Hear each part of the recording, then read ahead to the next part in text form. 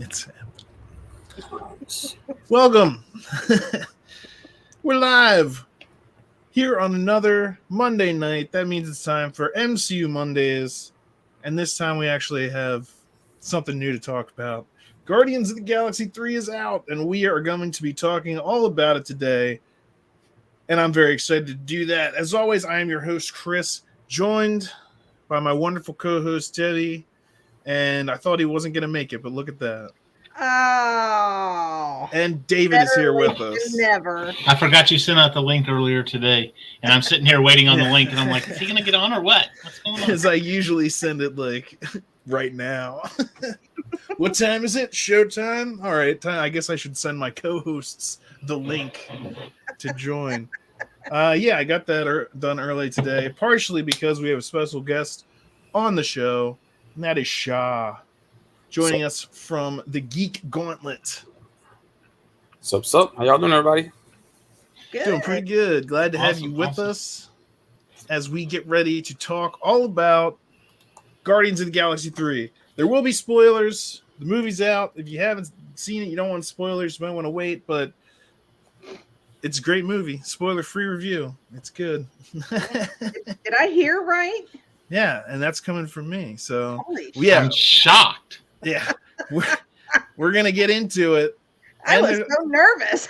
And there's stuff that I didn't like, so we'll talk about that too. No movie is perfect. No movie's perfect. We'll say that. But let's do our theme song, and then we will all talk about what we thought about this movie.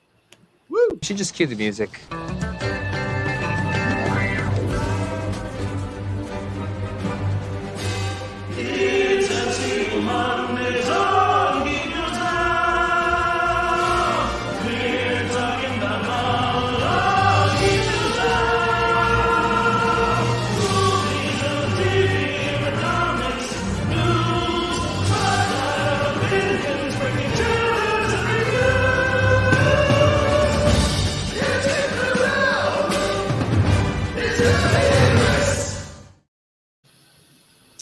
Right. Guardians of the Galaxy 3. So yeah, Debbie mentioned that I said I liked it, and she said, wow. Well, that's because I haven't been that impressed with many of the recent... I mean, what have been the last things to come out of Marvel? We've had Thor. We've had Thor, the new Thor, which...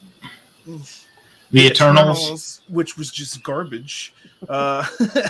Maybe not total garbage, but it was not up to stuff. Ant-Man it was pretty ridiculous. Ant-Man was okay. Yeah, Ant-Man was decent, but this, I think this definitely had more of an emotional kick than Ant-Man, and it was funnier at times than Thor without also just being like too funny. And the scenes with them in the cages, the other animal companions like Rocket Raccoon that also got experimented on, were so, and that made the villain scary. That was, but those scenes are so emotionally intense and creepy at times, and that kind of feeling, they succeeded there where I would say Thor Love and Thunder could have learned from something like that. Like the scenes with the kids and the villain and Thor Love and Thunder, if they had done some more of that, because they had those cage scenes sprinkled in like for a good half of the movie, and you could have your good, fun, hilarious times, and then they take you into there where it's just like, oof. All seriousness. Yeah, and even when the animals themselves are happy, it's still not like, yay, good, happy times. It's like you're an otter and you still have robot arms. Yeah, it's like they're creepy looking, and like the rabbit, it's like, it has such a nice, happy voice. It's kind of stupid, but they're also like, they're creepy looking. I thought that was also really, really well done on the part of James Gunn. And so, yeah, overall, this movie was emotionally compelling. It was hilarious. It had great ups and downs. The ups and downs, and that's what a really entertaining movie needs. It needs those high points and the low points. There was great interactions between all the characters. Even though Rocket was like asleep for half of it. You got those flashbacks from him, which really were the emotional core of the movie. But then you also got to see how like the current day people, like Quill especially, were so determined to keep him alive. So overall, I would just say, yeah, this is the best movie come out of Marvel since Phase 3, something in Phase 3. Endgame, yeah. And that's good. That's good. I think, you know, and I don't. It makes me like, ooh, like I wasn't looking forward to the Marvels, but then like how I doubt it's not going to stand up to this. Like if I'm just guessing, but yeah, I thought this was a great film. Let's throw it down to our guest Shah. Overall thoughts? Anything specifically you wanted to talk about with this film? All right. Well, I liked it. There was a lot of good action in it. I like the dynamic of the characters and the relationships and stuff. One thing, and this may be a little spoiler, at the very end with the end credits scene, that little girl. The minute she powered up, I knew who she was. Does everybody else know who she was? Was that the and I might be wrong. Well, why don't you just tell us? I've heard a rumor, but I don't know if it's true. She's a character named Quasar. She is super powerful. Think Adam Warlock combined with Captain Marvel, double that, and that's her on a bad day. Oh wow! How do we know that's who that is? Because I don't. Did they say it's confirmed? It's been confirmed. Who? By how? What? Yeah, there was a thing that came out that her name is Val something or whatever, which is the name of the character. So yeah, she's Pulsar. I mean, not Pulsar, Quasar. And that's a part of the end credits. Yeah. Scenes when they kind of do like a freeze frame. They're about to go back to the new Guardians. Yeah. Although I thought it was interesting that after the second end credits, they said Star-Lord will return. And normally when they say something like that, they'll say they'll return in, and then they say what movie. But this they said he'll return. I was like, oh, okay. I thought this might be like the end for Star-Lord.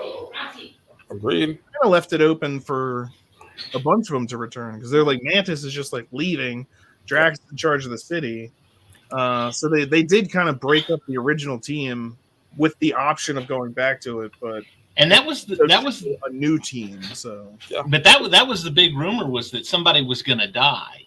Yeah, and nobody died, but the team did break up, but nobody died. Yeah. So a couple of close calls, and I gotta say I liked how they like started the movie out with just like them getting the crap beaten out of them, like because like generally the formula for a movie is you show the everyday life of the character, and then there's like an instigating, something happens, they find something, that throws them out of their normal, and this one was just like, hey, what takes you out of your normal scenario? This dude showed up and just kicking the crap out of everybody. That's what sends you on your adventure. Mm-hmm. Although I will say, again, with all three movies, it has started off with one of the characters singing a song, either in his head or listening to it and dancing around to it. In a sense, dancing around to it. Rocket would look dumb dancing. So, or what did Drax say? Don't do that. You look stupid. He did dance at the end, but also that's the Radiohead's "Creep" isn't exactly a get up and kind of. The slow walk. It definitely fit the mood, though. Yeah, and yes, it did have that commonality of and the music again was great. It was amazing. I was talking to my brother about it, and I was just like, I think James Gunn realized that with these movies, the budget that he gets with these movies, he can afford the royalties for like any song at all. And so he picks the best songs possible because they can afford it. And he also found a good way to make that make sense in the film. which is fantastic because it just makes the songs ever more appropriate that they're actually listening to them in the movie. I don't know. I think No Sleep Till Brooklyn was used better with the Mario Brothers than the Guardians, but okay. That hallway fight was pretty sweet, though. Yep, definitely. The action scenes, I gotta say, were very well done, well choreographed, a lot of fun. It reminded me of something like the Avengers fights where they're doing like the team up stuff. That hallway fight was great, just them like covering each other. And then also the thing with Groot, when Groot's hiding all the guns in him and then like sticks them all out. And then, yeah, all the fight scenes were pretty great. Nathan Fillion. That was so great. That's the thing is like that's what I really love about this film and the Guardians in general, but this one really, the emotional impacts were really, but like the humor is so good.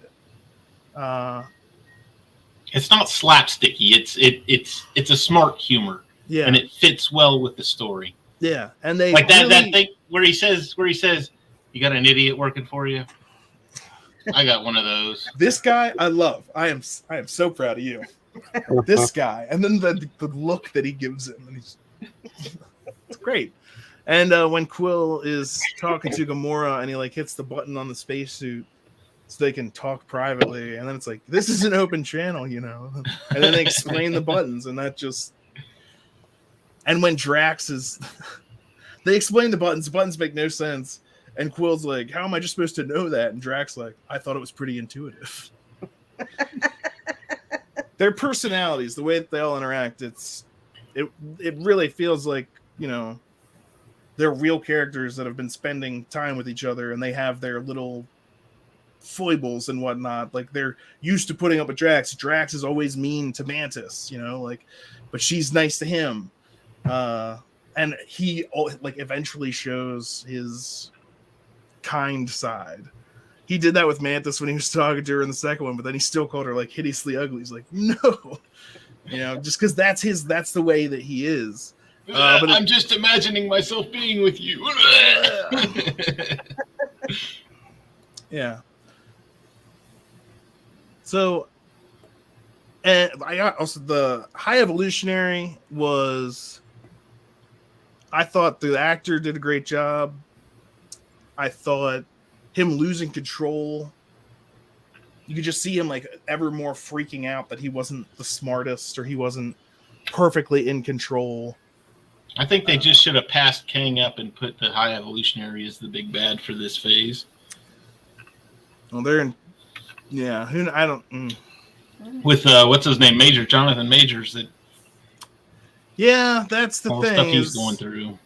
If they're gonna have to, if they replace him, like, you know, they've already shot stuff for like Loki, and yeah, Loki's done. They're gonna have to reshoot stuff. On the bright side, they'll have no problem doing the actual recasting because they can just be like, "Oh, it's a variant." Yeah, I know we showed you all those variants that looked like Jonathan Majors, but there's infinite variants, so here's a bunch more that don't look like him. But that's just a shame. But Ezra Miller did a bunch of bullcrap, and there was a advertisement for The Flash before this movie, so hey, what could be worse than Ezra Miller? 2 Ezra Millers. And like, the Flash movie. That is not what we're here to talk about, but I don't plan on seeing it. I'm not until it hits HBO Max, at least. If they, again, I've said this before, but if they had just taken the animated Flashpoint movie and shot a live action version of it, that's literally what the movie is, what'd you say? That's literally what the movie is, though. It's Flashpoint. I mean, a couple of changes here and there, sure, but yeah, they should have done it. They should have done it the right way. With like I'm saying, like if I had my way, they'd recast Ezra Miller but I would have said that, and that's not just because of the stuff that he did crime-wise or whatever he got into. I never liked him as the Flash from day one. Same. I've never liked him. But yeah. The big draw is obviously going to be Batman and Batman, because there's different generations of Batman. Yeah, Affleck's going to be there for a while. Short time. Affleck, yeah.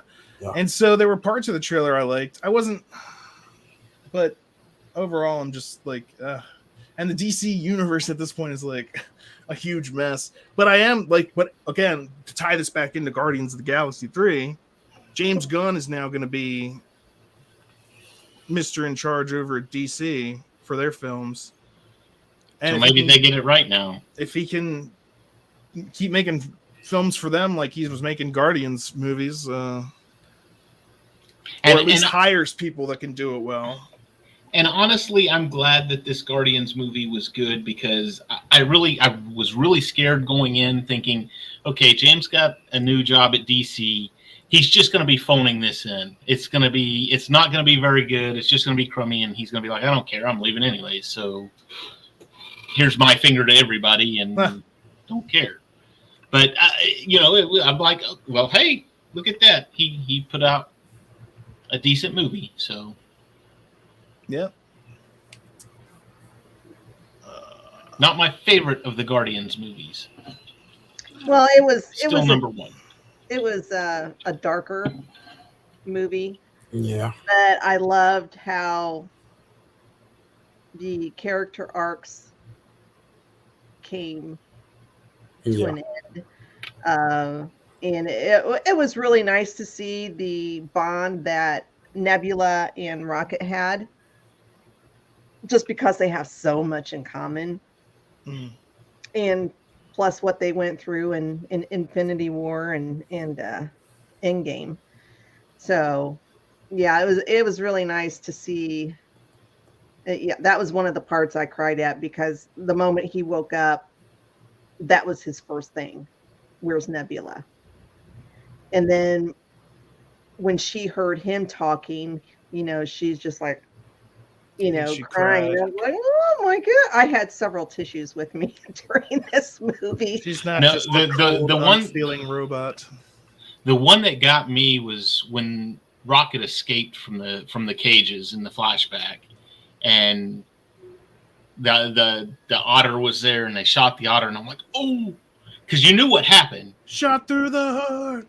And then he turns around and the other two are dead too, and I'm like, oh, because that was after the other guards came in, and he kills the guards, and they turn, and they're done. Mm-hmm. Like, was just like, brutal. You had to guess. You had to guess though that it was going to happen. Yeah. That, like, it's because where have those friends been this whole time that we've known Rocket? We don't see them anywhere, so that like something, but then you actually see it go down, and it's rough because you see that like. I really liked that too. That you could, if you were watching, Rocket would steal stuff. Like every once in a while, he'd just take something and like pocket it when he was out with the High Evolutionary talking to him. And so then when the High Evolutionary is finally like, "You idiot, you could figure out how to fix my evolution machine," which was weird as hell. But you figured out how to do that, but you couldn't figure out that you weren't going to paradise or whatever. And then they put him back in the cage, and he assembles his device, and it's like he did figure that out. And that kind of helps explain his personality. Like, he was smart enough to see that. He was hoping, but this is where his hope died. Mm-hmm. But that explains too. And somebody said this on YouTube, and I don't remember what it was, but that was like throughout all of the MCU right now. That explains Rocket's obsession with prosthetics. I need that guy's leg to complete the plan. How much for the arm? We need that guy's eye. Oh, here's an eye. I swiped it from this guy off the Nomad or whatever. So, I mean, just seeing the prosthetics and why he's drawn to them. And why he was so set on being like the best pilot. That's like part of his whole identity. Rocket Raccoon. I'm going to fly us. That moment was definitely earned. When he said that his name was Rocket Raccoon, that was definitely earned. Oh, yeah. Oh, yeah. Because I mean, he's like he said, he's been saying it for 3 movies. He's like, I'm not a raccoon, and people call him a badger, and this, that, and the other thing. But he's been insistent that like he's not a raccoon, and now he's accepted himself. He knows who he is, and he's the new leader of the Guardians now. I'm glad that Groot was still there. Groot had some good moments in this. Mm-hmm. Like when the first fight with Adam Warlock, I liked what he just jumps on him and cases him but then like he gets destroyed, and I was like, did Groot just die? Are they doing this again this early in the film that like he's the? And then I see like his head walking by on the spider legs, and I'm like, all right, good, nice. We're pulling a Deadpool this time. All right. Yeah, and then he just grows back, and it was cool because they showed him like and the kaiju thing that they had him do. Groot kaiju. That was awesome. That was like the best thing ever. No kaiju.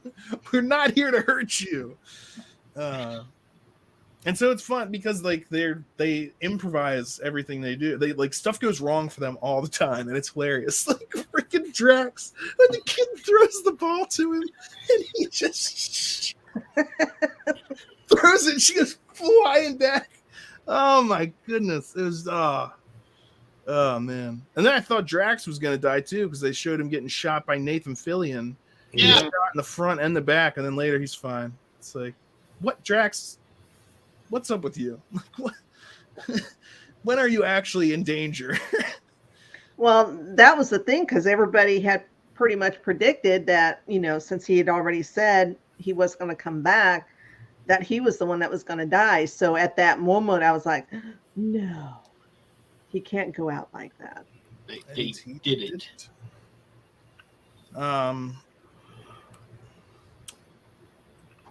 It's good to see Kraglin.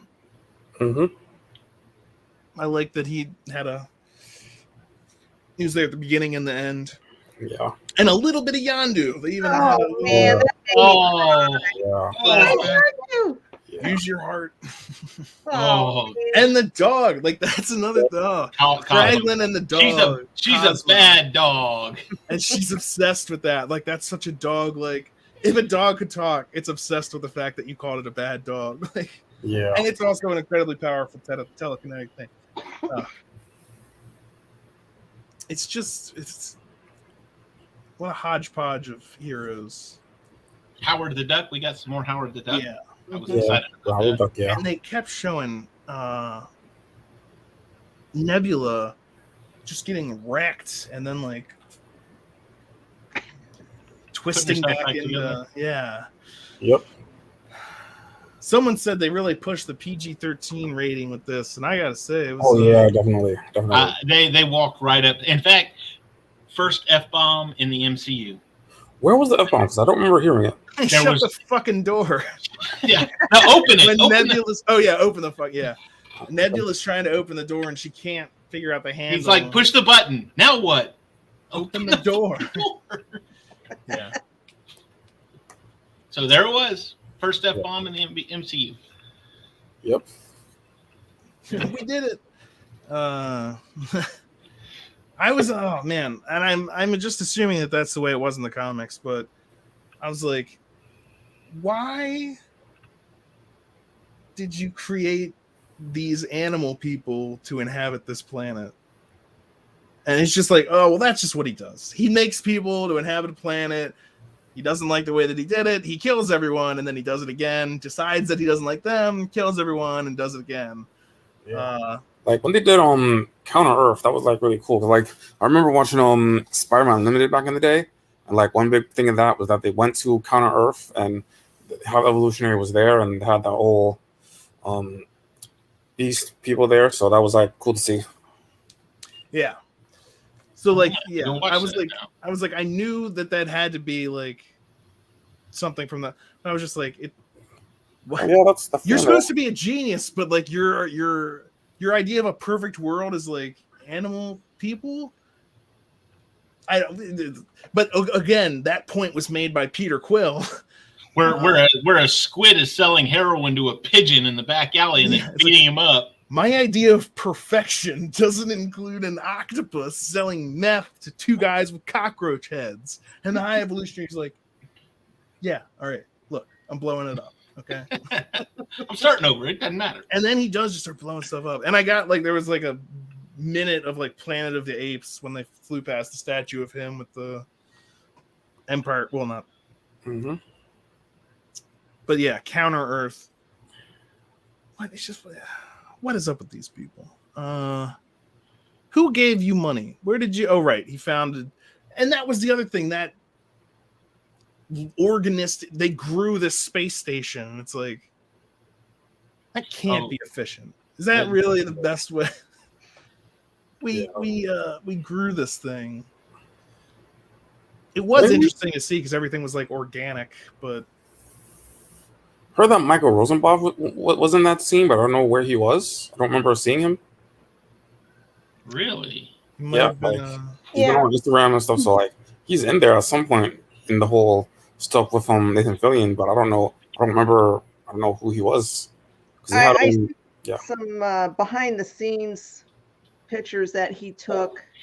I think it was on TikTok. I seen that. Yeah. And he had a bunch of dots on his face, so he might have been CGI'd. Yeah. Probably. But everybody was saying, well, now that you're in with James Gunn, he can bring you back as Lex in the DC. Okay, so it says here, after Yondu's tragic death, Martin X was present among the mass of Ravagers as they paid tribute to their fallen friend. But Martin X is played by Michael Rosenbaum, I guess, was in the second one, who was set to return for Volume 3. Oh, so he might have been with the Ravagers. He was probably with the Ravagers. Right. Okay. And that's something that I... Oh, he's that crystal guy. Yeah, right. Yeah, I just remember that. Okay. Yeah, crystal dude. Yeah, yeah. Oh, okay. There you go. Right. I felt like Adam Warlock and the Ravagers were kind of shoehorned into this. Like, almost just because, like, hey, we mentioned that these guys were going to be in the next one, so here they kind of are. Like, I get that it's kind of an intro for Adam Warlock, I guess, but yeah. Well, and Luke said the same thing. He was like, they could have made that entire movie and him not been in it, and it wouldn't have made any difference. I'm like, well, he did do one thing. He saved Peter. But the thing is, if you didn't have Adam Warlock there, then you could have had Gamora save him, which would have been reminiscent of when he went out in the first one and saved her, and you would have had her kind of doing that for him. But and also that raises the question of, what'd you say, Debbie? I don't know if she would have. I think she would have. She look at how she was working with all of them at the end. She was coming around to him. She was catching those feelings. Yeah.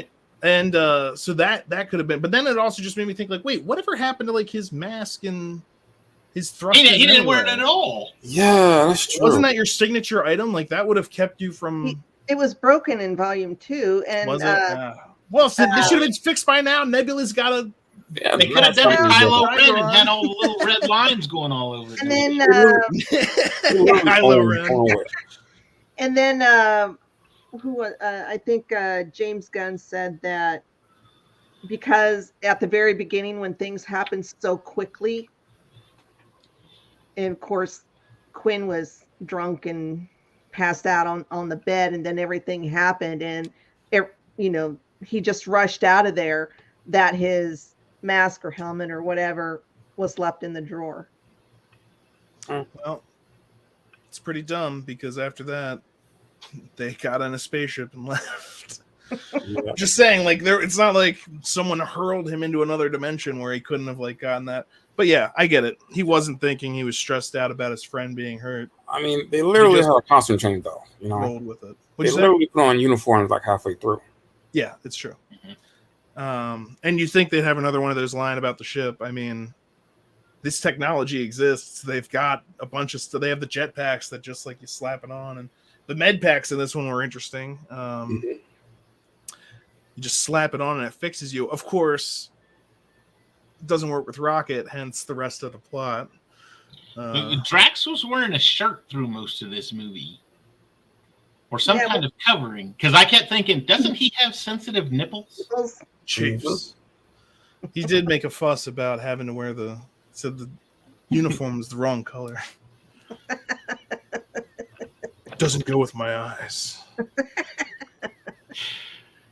Oh Yeah, but Adam Warlock, like I said, I kind of just, he felt a little bit shoehorned in there, and the Ravagers too, like they show up just to make a appearance. Like they show up just to do the briefing for the mission. right. That's like all that they do. And then at the end, so Gamora can go back to him. Yeah, and it's like, I think, when you introduce them in the previous one and say, like, you're going to see them in the next one, people are thinking maybe we'll get to see one fight scene with them in it, but... Yeah, especially because against Sylvester Stallone as one of them, so, that would have been good to see. Yeah, and they had a pretty cool team. Like, they have a guy who's an alien wizard, like... Yeah! I'd like to see, what can these guys do? But, we don't really Luke get even said, does that guy have a sling ring? Because that's the same stuff. And I was like, they're doing portals. So, that would have been interesting and cool to see, but who knows? Maybe you'll see more of that in future Guardians movies. Maybe they'll make a Ravagers miniseries. Yeah, I was gonna say they can do Guardians of the Galaxy, Rocket Squad, they can do Ravagers, they could do prequel Ravager stuff with Yondu if he wanted to come back. I'm Mary Poppins, y'all. That was fantastic.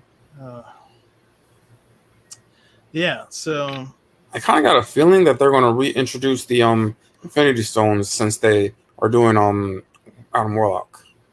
They might reintroduce them some way. Yeah, because a lot of people were upset that they kind of introduced Adam Warlock before the Infinity Saga, just in like teasing him, but then he never was involved, and he was such a huge part of it in the comics, comic books. Yeah, and they were talking about. I mean, Infinity Stones were brought up.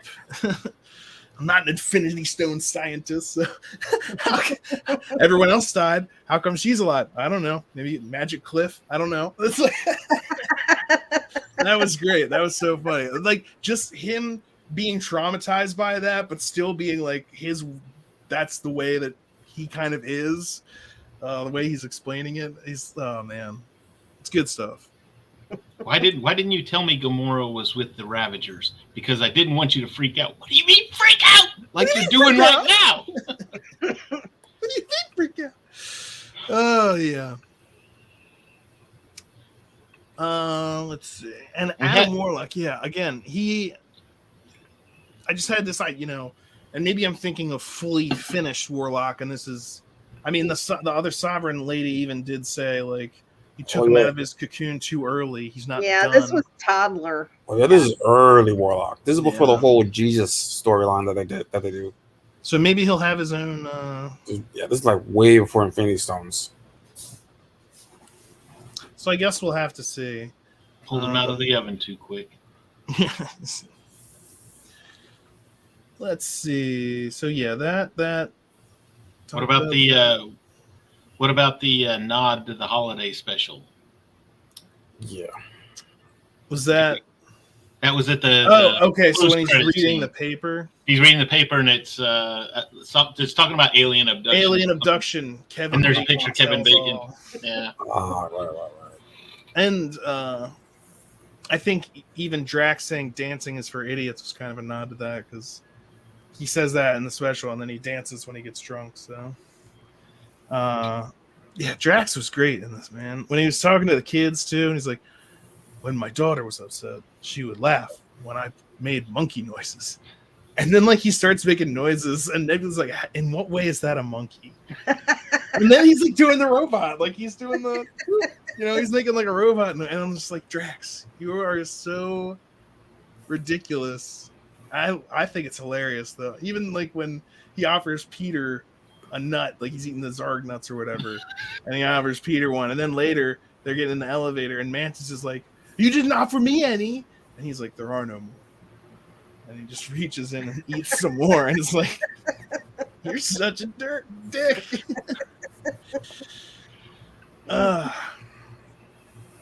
Yeah, it's moments like that that lighten it up in between horrifying experimentation on live creatures. Although there was a moment when they were watching, and they didn't show it, but they showed this is too horrific for the audience to see, but we will show the reactions of the cast members.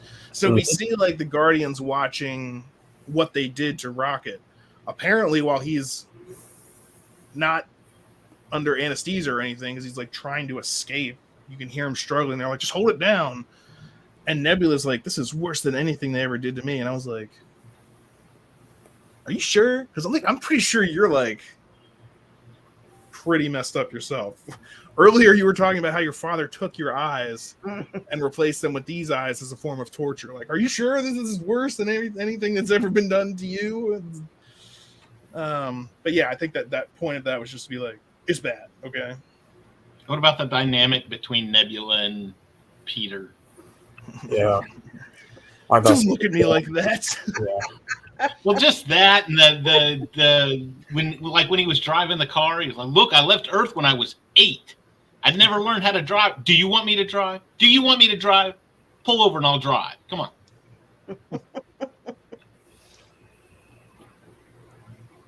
It was. I was like the High Evolutionary. So you went from cybernetic implants to your evolution mist. Which he also made Ninja Turtles. He made and those turtles. No, he made mutant turtle. Maybe teenage. That's all I was thinking. It was like, not oh my a god, ninja. he made Ninja Turtles. It's just a rage monster. Yeah. He made a turtle Hulk. Yeah, this will give you thousands of years of evolution. Like, maybe why don't you huff some of that? Wouldn't you then be like 1,000 years smarter than you currently are? Maybe you could then make yourself a real face instead of just a very lifelike mask. Yeah, that kind of reminded me. When they peeled his face off, I was like, Red Skull. Mm-hmm. Literally, I mean, it's red, but... And it's a skull, yeah.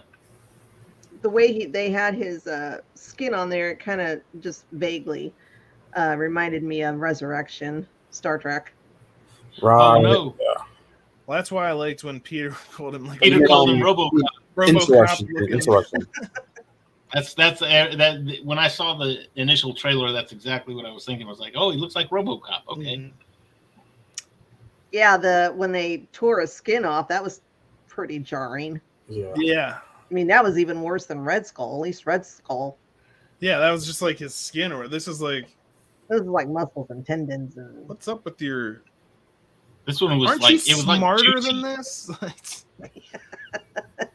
I mean, it didn't jar me that much because I work in the medical field, but I was just kind of surprised. I was like, "Oh, well, that's going to be good for the kids." I'm glad you brought that up because when movies like this come out, especially at the first Saturday in May is Free Comic Book Day. Everybody loves Free Comic Book Day. It's also kind of coincides with May the 4th because it's usually it's right around that time. So for the past since Age of Ultron, I have taken Luke on that Saturday to go get free comic books. We go to the Lego store and buy Star Wars Legos, and then we go watch the Marvel offering for the first part of May. This year was the first year that Samuel, age 4, got to go with us to the comic book shop and go to the movies. And it happened to be this one. And, they're dropping F-bombs, and he's pulling his face off, and I'm just like, jeez, I picked the wrong one. And there's grotesque horrors. Yeah. Which I thought was... I would have taken my kids to see it when they were young, but they watch that stuff at home, so it's like ain't nothing. When they pulled his face off, Samuel turns around and goes, "That looks like a nightmare." Correct. Hello. Great. Now I'm going to be waking up all night long, you yelling. Your future nightmare. It's my fault. I thought it was interesting, or I don't know, not interesting, but we were meant to feel compassion for like Rocket and his friends who've been experimented on. You feel compassion for them, he's got all these other experiments that are like running around, like War Pig. And I was really expecting Black Sabbath to play at some point, but it didn't. War Pig's running around, and that other monstrosity, and these like horrors that they fight in the hallway scene. No one ever offers them a chance to like, hey, do you not want to? But it's like, oh, well, you look evil, so you're a bad guy. So we have no compunction about ripping your arms off and beating you with them. Well, they were shooting first, so. That's true. That's true. I just thought that was funny. It's your basic stormtrooper ideology. That's like the faceless enemy. In this case, any giant monster or anybody in a black jumpsuit is your enemy. I also thought it was hilarious that his own, like, he created everyone around him, right? Mm-hmm. Like, they're like, I'm taking over command of this. And it's after he said something about God. He's like, there is no God. That's why I'm here. And they're like, well, all right, that's where I draw the line. Whoa, back that train up. I'm taking over control of this ship. It's like, okay, there is no God is what your limit is. Like, he's been performing grotesque horrors on everyone, but it's not until he questions the existence of the Almighty that you're like, oh, okay, this guy's lost it. We need to take over control. He's questioning God. I don't know that he's questioning that's what set him off. It was more the God complex, you know. Yeah. There is no God. I am God because of that. And they're like, That's okay. why I stepped in. How did they not already believe that? He's their creator. They should already be. In fact, even was it Gamora? Was one of the lines was some civilizations see him as God because he created the entire civilization. Yeah. And that's the way he was talking to the Sovereign. He's like, I should just destroy you as is my right as your creator. I don't know. Which begs the questions like, what was he? How do you live long enough to watch civilization? We took your face off. Does that mean you're dead? I don't know. What are the rules? How do we know he like? What is he in the comic books? He's supposed to be a evolved human of some sort. So, just a really smart evolved human. He has like hands on a lot of different things. Like he had something to do with Quicksilver and Wanda in the comics. Like they're like these animal people that he created that took them in. Yeah, he's been around. He's like, yeah. And in this, he said that he had visited Earth. It's like it would have been great if, except for all the people. He actually said something else, but it was just like, ugh. Yeah, just an explanation for why Counter Earth looks like Earth. Mm-hmm. Yeah. And why it's called Counter Earth. Real original there, high evolutionary. Because like the whole idea of Counter Earth was that like it's in the same it's in our solar system. It's in the same orbit that Earth is, just on the opposite side of the sun. So there's no way you could actually see it. That was the whole thing about it. So it exists then. Counter Earth. Yeah. Ah. Is that like Bizarro's world? Kinda. It's not opposite land. It's animal land. Yeah. Yeah, and as they were driving through the streets, and you just see the one guy or animal person getting mugged. It's like, I don't think you perfected that formula for peace-loving people or whatever. Because there's some flaws.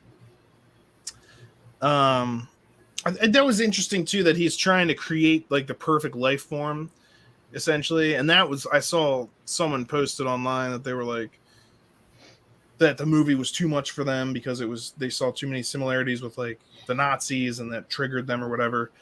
And having watched it, I can kind of see where they're coming from, but at the same time, if you can't handle that, I don't know if you should be going to PG-13 movies.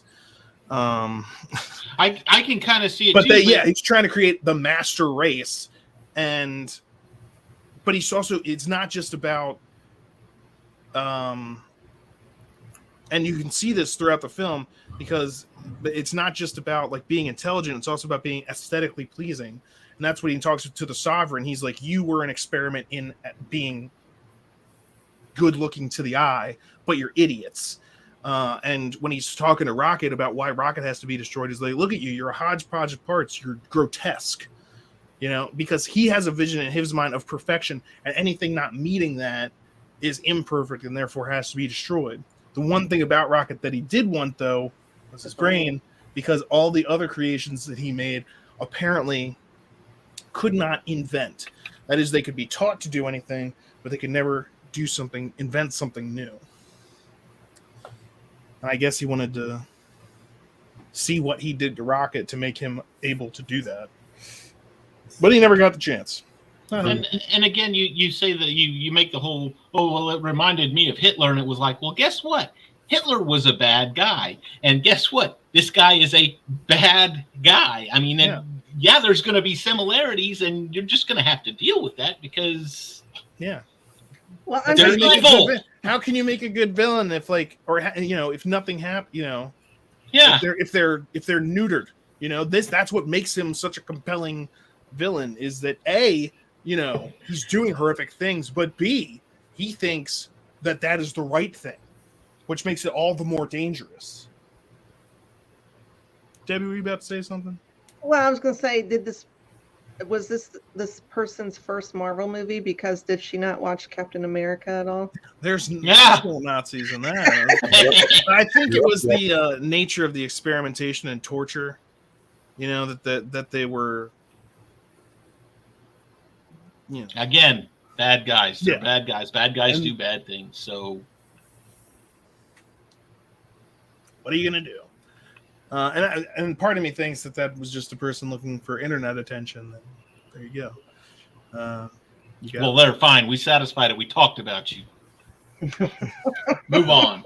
Go away now. Shut up and find something else to complain about. Yep. So let's see. Is there anything else that I didn't like? I think the Adam Warlock and the Ravagers not getting their due or justice were some of my biggest problems. Which is to say, it's not really a big. You know, I would have liked to see more from them, but it doesn't ruin the movie. You know, I think if you would have had more Adam Warlock and more powerful, I think that would have taken away from the main purpose of this movie, which was Rocket's the backstory. But that's why I was just thinking, like, you could almost just take them away from this movie. Well, it was just a soft introduction to Adam, because we've been expecting him for since the first or second movie. So we'll have to see what happens as far as he's concerned. I mean, it looks like he's joined the Guardians under Rocket. So, Mantis taming the interdimensional beasts. I totally saw that coming. They're not going to eat us. They only like to eat batteries. They're scared of us. They're trapped in there, and then those things come out. I was like, there's 3 of those things. I was like, if they don't end up riding those, because, you know, it's just, and then they do for a very short amount of time. I was expecting more of that, honestly. Boba Fett rode a Rancor, so sure, why not? I just got to ride these things. Isn't it enough that they're friends? Why does can't you be friends with a horse without mounting it? You have to. Just seems inconsiderate to me. It's like, okay, you're not going to eat us. Let me climb on top of your face. That way. This is what friends do.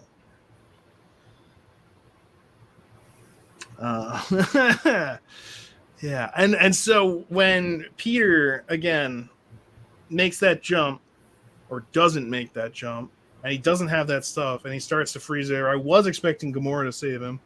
It was interesting that they had Adam Warlock do it instead. But when he is out there for a bit, and then he starts getting I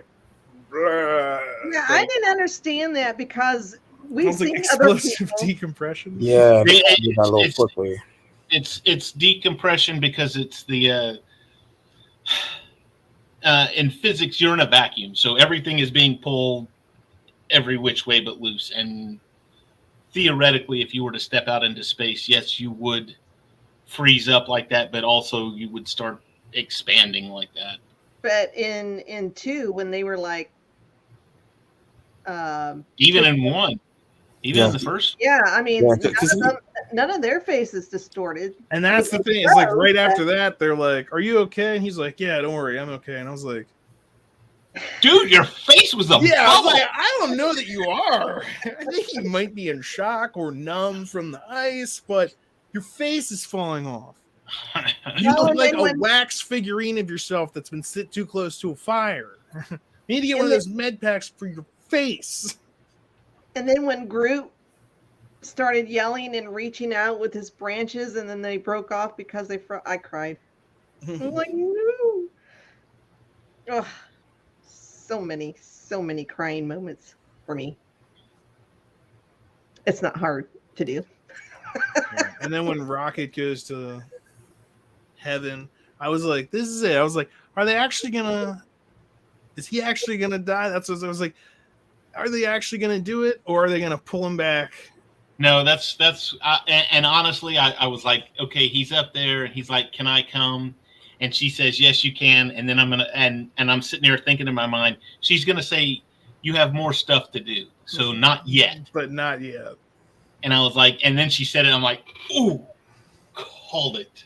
And that works for the death and resurrection. If we're looking at the hero's journey, it's not always a literal death. It's not always a literal resurrection. In this case, he didn't actually even die, but there's your death and resurrection. Now the team's back together, or really they need to finish getting the team back together. But no, why can't you say Rocket died? Rocket died on the table. They just brought him back. yeah, but And then that way all the rumors are true. One of the Guardians will die in this movie. You're gonna bring him back in the same movie, but yeah, he's dead. Near death. They said he was dead. He said, "Yeah, you died on the table for however long." And then it was like you know what? That sent you back. Deadpool 2. That's exactly what it was Deadpool 2, when he kept going to see his wife, and she's like, "No, you're not done yet." Oh yeah, it's been done many, many times. I just wasn't sure if they were actually going to like go through with it, because that would have, because they could have had him die, and then that could have been, you know, something that sent Peter over the edge. He was already talking about how he loses everybody, he wasn't going to lose him. But it's definitely happier that he's back, and since they possibly have plans to use Rocket for future Guardians things, had to bring him back.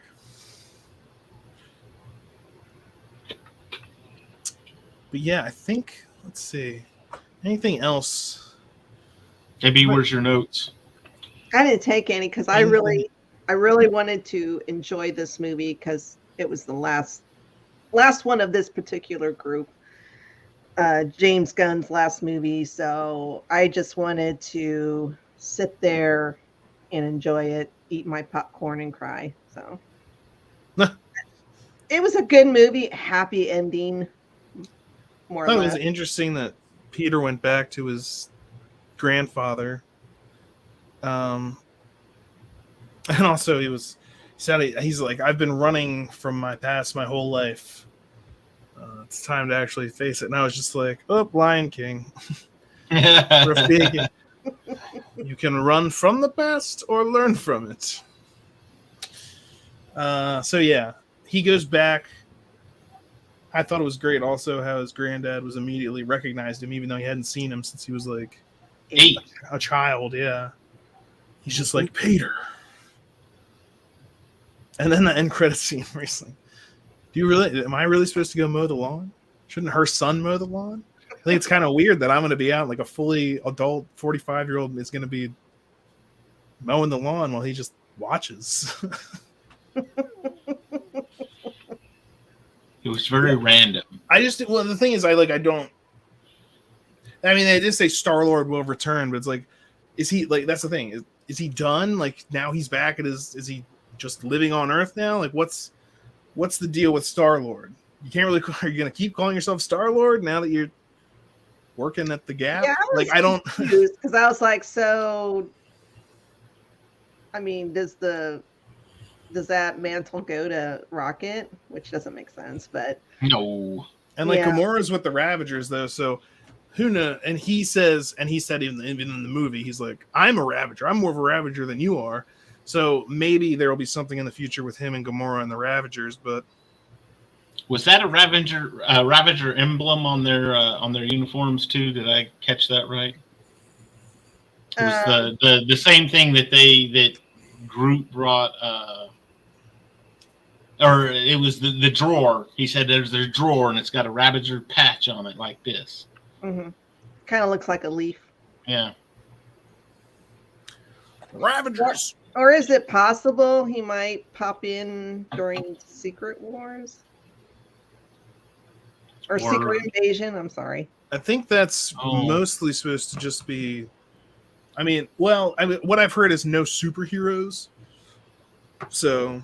Yeah, but he's not really... and that's what I was going to say. He's not super, right. But I doubt it. Unless it turns out his grandpa's a Skrull. Oh, twist! Oh! I'm kind of surprised he was still alive because he looked old when Peter was 8. He looked old, and I was just like, I'm surprised he's still... Well, he definitely looked old in this too. He barely could get up out of his chair. But I thought too, because you had that scene right there at the first where Peter's drunk and they go and pull him out of the bar and Gamora is carrying him and they're walking down the street, and I was like, there's our first boner alert, because the trailer kind of made you think, oh my gosh, something happened to Peter. And I wouldn't call it a boner alert, just because it's not like it wasn't in the film.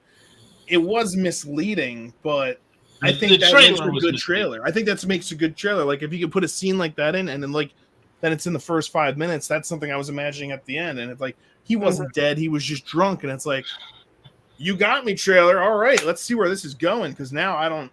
Now I got nothing, because I was expecting that to be near the end, and it was right at the beginning. So I think that's a well done trailer. It's when they do things like, and I think somebody sued about making misleading trailers, and I have to check and see how that yeah, they did.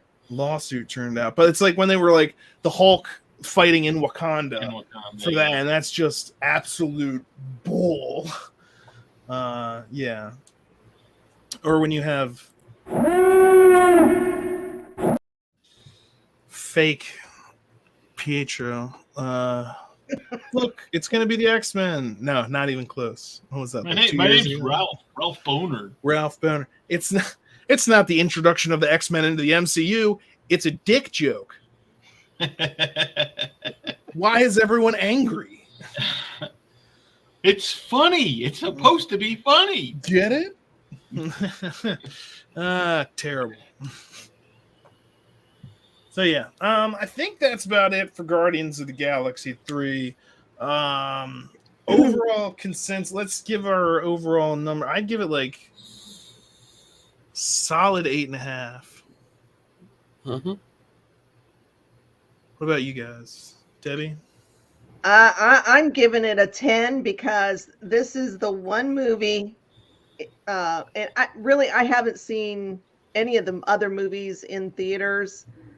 In the Infinity Saga, because I wasn't watching Marvel back then. But this is the first movie in a long time where if it wasn't so dang expensive, I would go see it multiple times. And I cannot wait for it to come out on Disney Plus. Oh yeah. I'm like that. Yeah, like you said, out of that. This is definitely a film that I will watch again. Like Thor: Love and Thunder. Only if I was doing some sort of rewatch. Like I'm not like I gotta watch that. This one I'm like I would definitely watch this again and soon. David, number score? Compared to everything in Phase 4, I would say a good solid 10. Overall, I would go like 8.5, 9, somewhere in there. The first Guardians will far and away always be my favorite. Oh yeah. This one is probably a fairly close second, and then the third one is probably a fairly close third. So they've all ranked really high for me. And before we go to Shaw, just on that note, I will also add that I think as far as just straight up trilogies go, this is probably the best. The best one in the MCU. Mm-hmm. Like because Iron Man and Captain America, I'm not saying that their movies were bad by any means, but there's like more to them. Like you really get the end of Iron Man's story, not in Iron Man 3, but in Infinity War and Endgame. So it's not just like a pure trilogy type thing. Same as Captain America and Thor. And I know the Guardians are in but the trilogies by themselves stand. The Guardians of the Galaxy movie stands. They're not main characters in Endgame. Right. Kind of like, well, and this movie had absolutely nothing to do with anything that was going on in this phase. Right. Yeah. It wasn't connected. It was just them off. It was a standalone in a trilogy. And Sha, so what would you say for your number score? I guess I gotta give it 8.5 out of 10. Yep. Yeah. I think that's what I gave it, so you're correct. Yeah. It's which is definitely a good thing. Like that's if you're watching and you're like 8.5, well, I don't ever give out perfect 10s. I rarely ever give it even like a 9 or 8.5 is pretty darn high on my scale. Like, I don't know what I give like Love and Thunder 4 or like a 5 or a 6 or something. Like, I'll have to go back and rewatch. Yeah, and Eternals is low. Captain Marvel's low. Multiverse of Madness, that didn't. I mean, like, I'm not saying it was bad, but it was not as good. It did not live up to expectations. Yeah. This, very good, very enjoyable. Again, a great ending to the Guardians trilogy, and definitely something that I'm looking forward to watching again. Which I can't say that about most recent Marvel things. So hopefully this is again, but it's also James Gunn's last film with Marvel, so it's like you want this to be a sign of good things to come, but it's like no, this is a sign of the end of it, like the last dregs of. This is as good as it's gonna get. Classics, yeah. So we'll just have to see what comes in the future. But I think that's going to be it here for us. Thank you guys for joining and talking all about Guardians of the Galaxy. If you haven't seen it, go see it. It's a good one. I want to thank Sha for joining us, and make sure to tune into the Geek Gauntlet. And then David, make sure to tune in for the Cantina Happy Hour. Well, not David tune in and Sha, but everyone else tune in. Everyone who's watching. Yeah. That's when, Yep. All right. Thank you for joining us. I'll see you all later. I should have found our closing song before this. We have nothing queued up. Yeah, I forgot to do it, but watch your language. It's been so long. Shit! Language. Wait a second. No one else is going to deal with the fact that Cap just said language? Just slipped out. Find the scepter. And for gosh sake, watch your language. That's not going away anytime soon. You bet your ass. Steve, you said a bad language word. Did you tell everyone about The that? Hero's imprint. Out with the platinum bastard. Steve doesn't like that kind of talk. You know what, Romanov? Fury, you son